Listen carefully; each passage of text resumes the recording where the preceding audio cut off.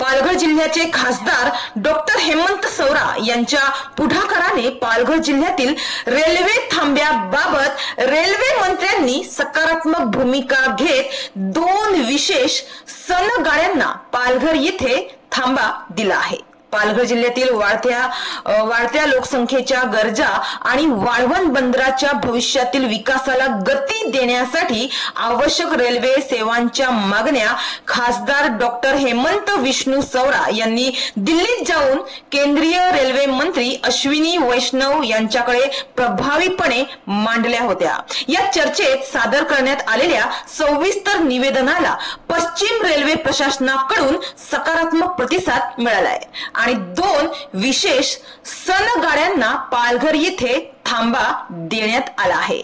तर या 2 विशेष गाड्या कोणत्या आहेत ते जाणून घेऊया। एक आहे बांद्रा टर्मिनस ओखा आणि दुसरी आहे बांद्रा टर्मिनस सांगानेर। या 2 विशेष गाड्यांना 7 ऑगस्ट ते 14 ऑगस्ट 2025 दरम्यान थांबा देण्यात आला आहे अशी माहिती मिळत आहे।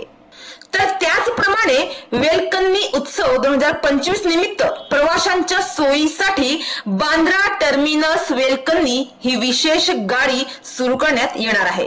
तिला वसई येथे थांबा देण्यात आला आहे।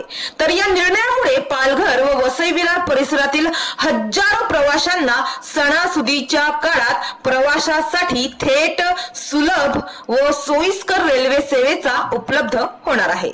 रेल्वे मंत्री अश्विनी वैष्णव यांनी सांगितलं की येत्या 2 वर्षात पालघर जिल्ह्यातील आणखी काही महत्त्वाच्या रेल्वे स्थानकांवर गाड्यांचे थांबे निश्चित करण्यात येतील आणि प्रवाशांच्या सुविधांमध्ये सातत्याने सुधारणा केली जाईल।